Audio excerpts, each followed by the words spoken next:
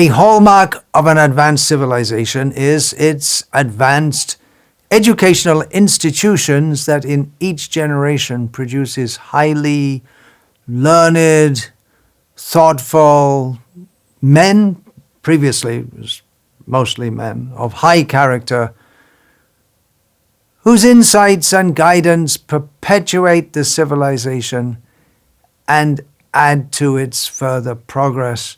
But today, education is destroying civilization. They say that education is the key to success. What we're seeing is that people are prioritizing career success over family. You may remember there used to be a concept of a family, which has largely not fully evaporated, but it's been much diminished due to the so-called progress of civilization. Previously, the family, which is traditionally the building block of each civilization, the family was the most important in people's lives, at least in their temporal existence. Now the career, or just getting on in the world for yourself, is the most important thing, and the family is something on the side. I'm generalizing, but there's truth there. What's going on in the educational institutions is that atheistic materialism, secular humanism pervades every aspect of the educational institutions. The basis, the unspoken basis of all contemporary civilization is the atheistic assumption that man is the measure of all things, that the universe and life came into being by chance. There's no God, there's no purpose, there's no meaning, and human society has improved and is improving, they say, by advancement, what they call advancement of knowledge. Knowledge means what we as humans have ascertained through observation and intelligence. This is in science, in the humanities, in linguistics, even in religious studies. Atheism dominates. Srila Prabhupada wrote in his commentary to Srimad Bhagavatam, the whole system of education is geared to sense gratification. And if a learned man thinks it over, he sees that the children of this age are being intentionally sent to the slaughterhouses of so-called education. That's a strong term, slaughterhouses. Talking about the schools and the colleges and the universities as slaughterhouses. What do we expect to see in a slaughterhouse? It's going to be a horrible atmosphere with horrible things going on. Are the educational institutions really like that? Well, it's increasingly a horrible atmosphere preparing students for a horrible future. There's so much pressure. In India, we see especially, there's so much pressure from the very beginning of life practically to study hard. Early morning to late night, from the very beginning of life, the parents drill it into the children. You have to be a success. The pupils should trust their teachers and revere their teachers as persons who really wish well for the students. But the teachers, it's a job now. It's something for them to earn money. They don't care about the pupils. For them, it's just a job, speaking generally. And the teachers themselves and all the staff, they're under so much pressure to perform that they themselves are under much stress. So the whole atmosphere in the educational institution, it's full of stress, and that comes in bad feelings. There's no love shared between pupils and teachers. It's a grist mill for turning out more and more successes. The colleges are under pressure to have many students who succeed very well in exams, and they're all competing with each other, which means that the teachers and the professors are under pressure to somehow or other get the kids to get high marks, heavy pressure. Succeed, succeed, succeed. Hard work, hard work, hard work. The only thing is to get good marks so you can get a good job. Good job means you earn lots of money. Good job means you're a slave of a system that works to squeeze you. You're not a slave, you get paid. Yeah, but they really squeeze it out of you. You go in at the very early childhood into the educational system, and they squeeze you and pressurize you. They're training you to have a whole life of being squeezed and preparation. They tell you that education opens opportunities for success. A few people, a small percentile, get the top jobs, but for most people, their life is a life of grind. And for all people who go through this educational system, you're being educated to live in ignorance of any spiritual purpose in life. The whole idea is to get a job so you can get money, and then you can buy things to live minimally. And if you have some extra money, if you're a success and you have extra money, you can buy things like fancy cars and all different trinkets for supposedly enjoying life. We're born in ignorance, and the real spiritual purpose of life is solidified. That ignorance is increased by the education. The education makes a whole big mental or psychological structure called knowledge. But it's knowledge of what? How to be a compliant slave of the system. It's brainwashing education, socializing you to be a good citizen, which means you conform, you are supposed to be happy, feeling happy, at least putting on a show of being happy, leading a useless life with no higher purpose, working hard, often for someone you don't know, who doesn't know you, doesn't care about you. They just want you to work in their corporation so they can get more money. And what do you get out of all that? You get a little spare time to recover. Some of the jobs give you some spare time to recover from the hard work.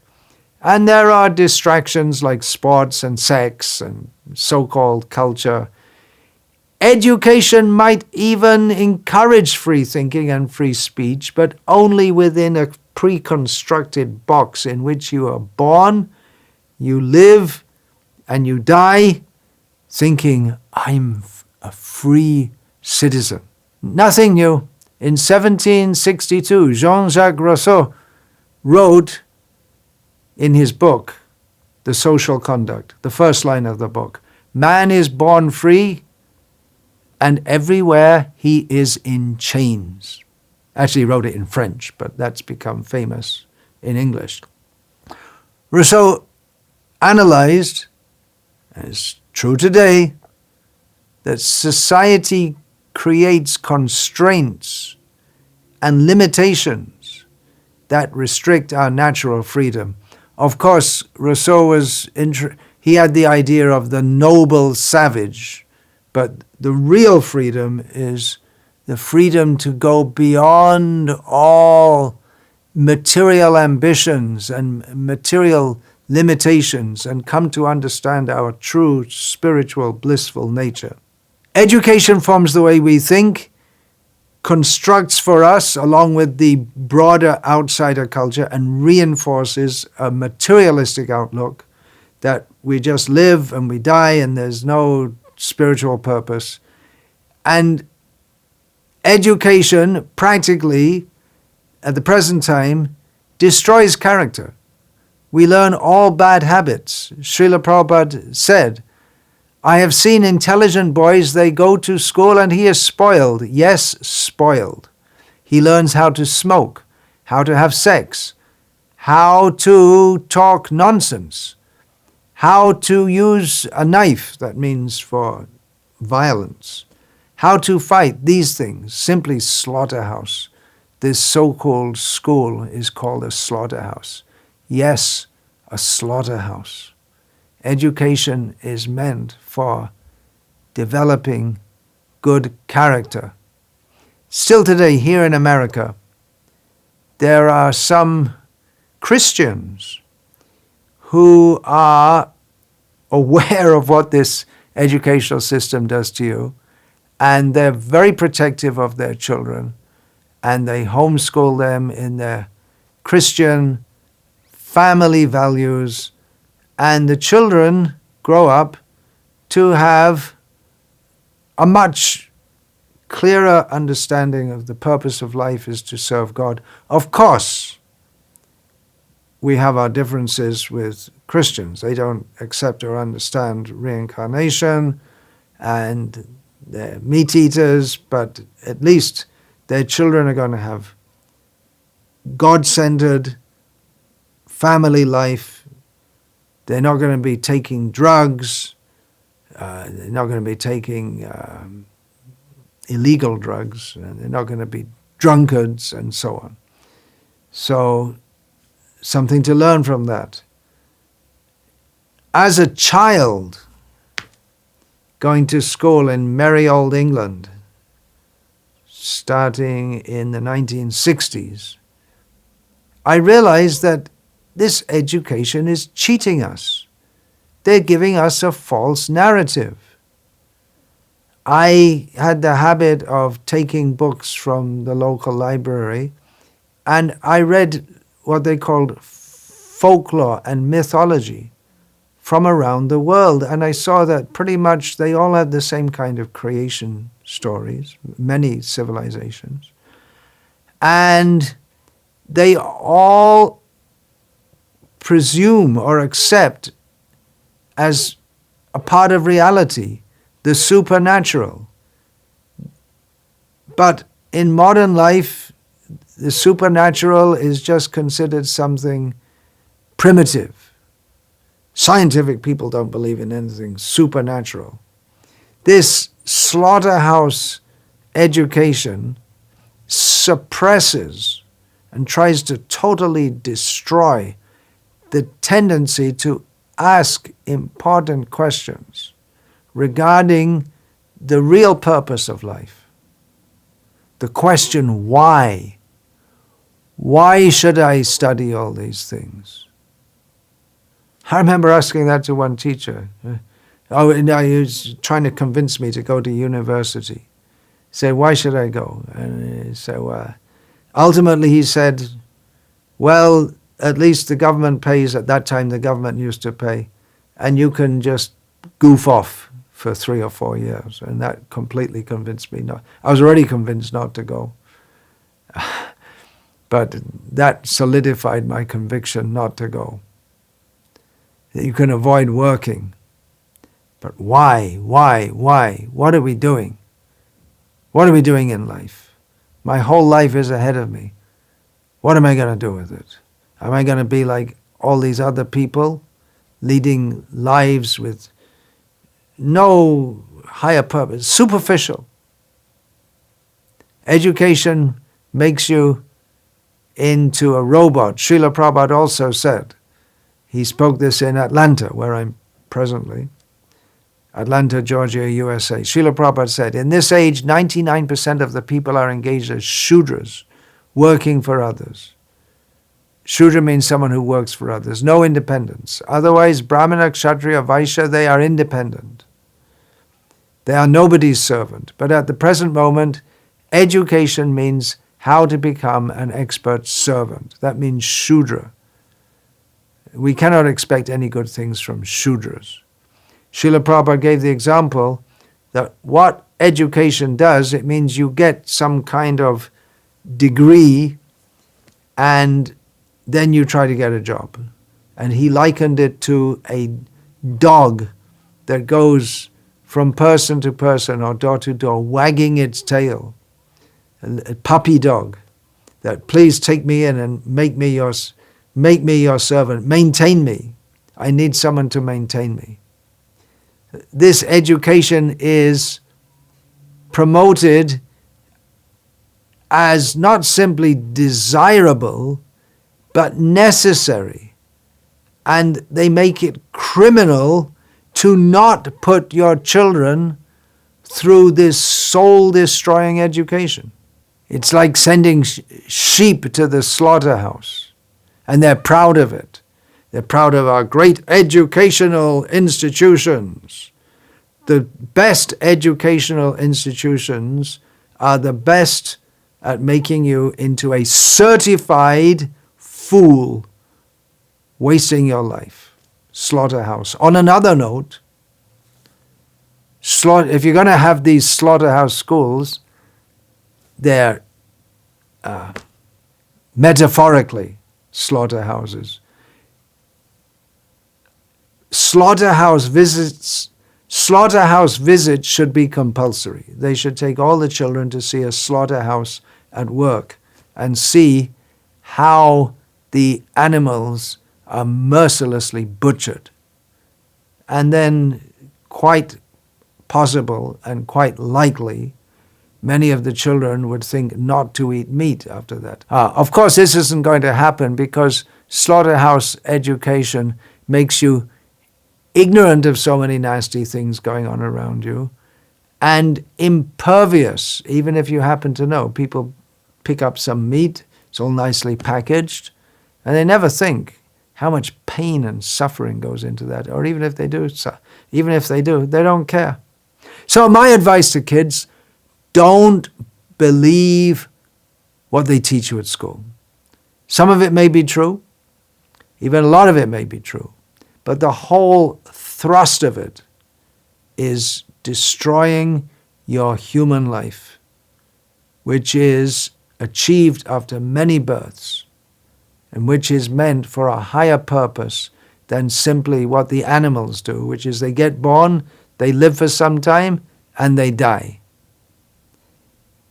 Much of what they teach you as truth is at best temporary truth.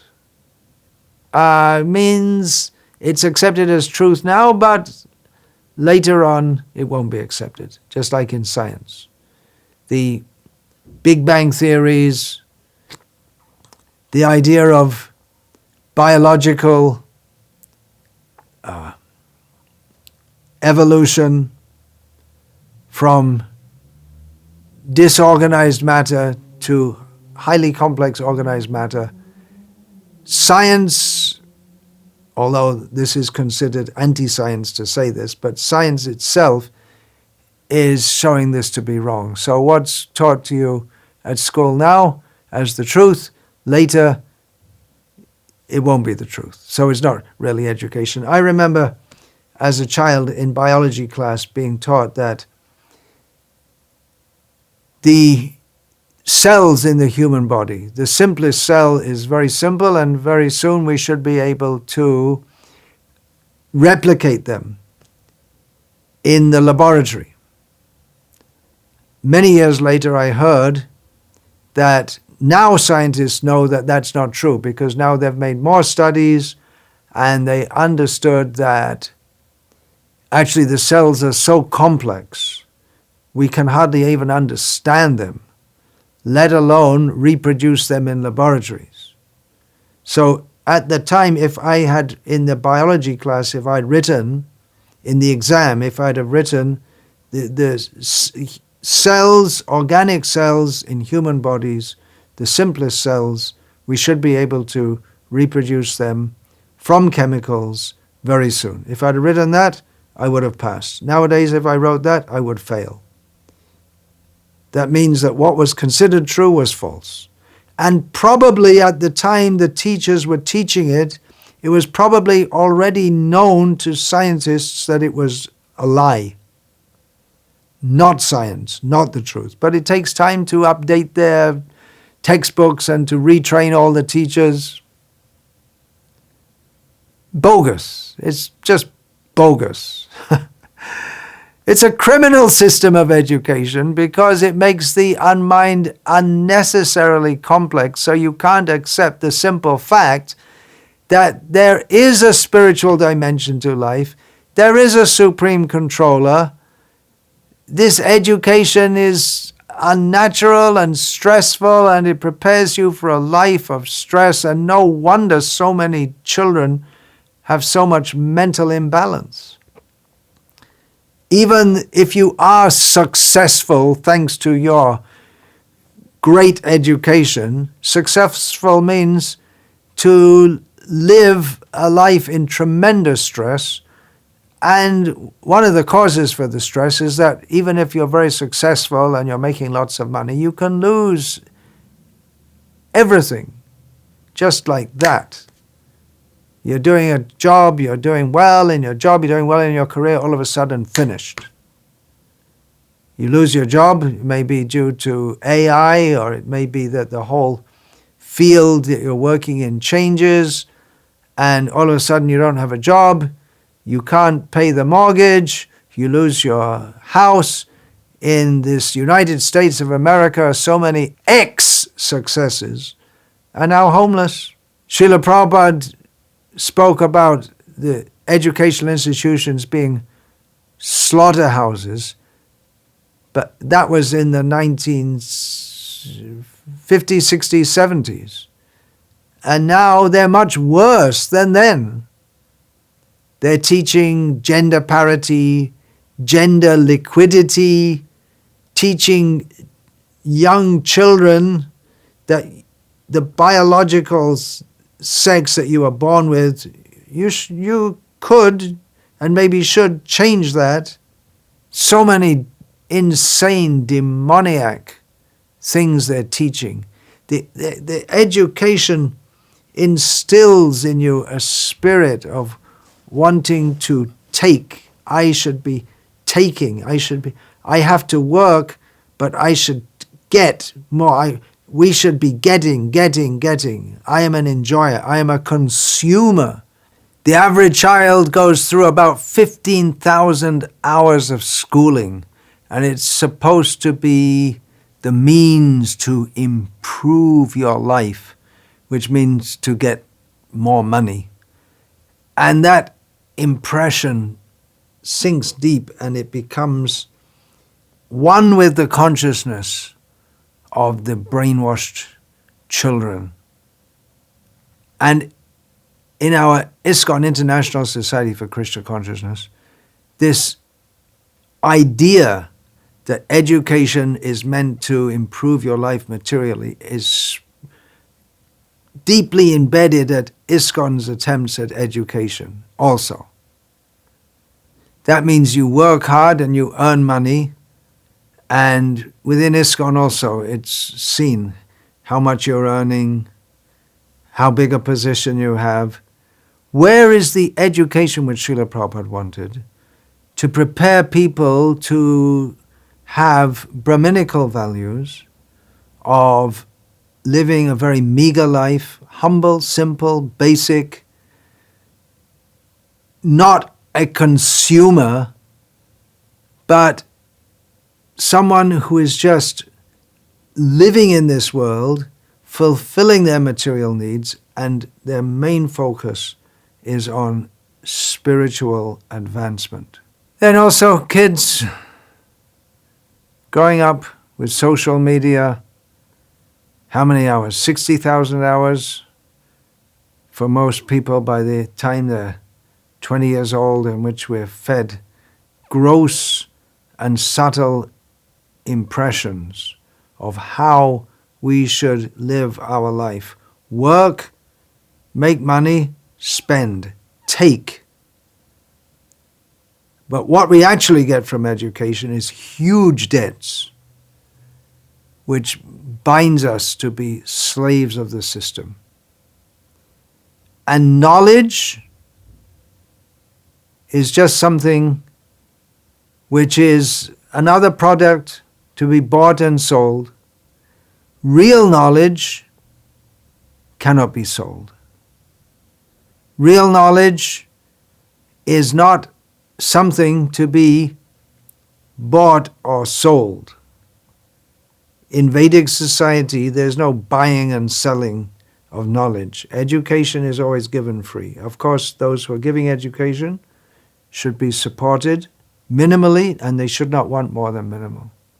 In India, there are so many educated people who are unemployed. The percentage of unemployed is much more among those who have university degrees than among those who don't. Overeducation. But there's no alternative to modern education.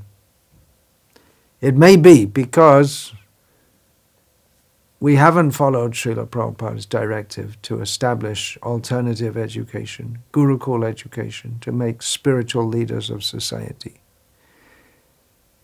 But if you feel you have no alternative than to send your children for secular education, which is what all the schools that are going on under ISKCON are giving anyway, secular education with a bit of Hare Krishna on the side.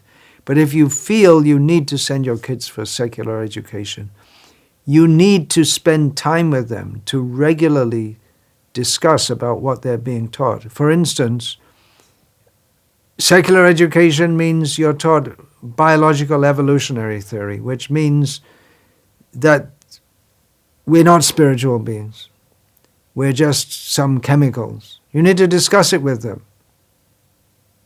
But even if you do that, you should know that it's a great risk sending children for slaughterhouse education.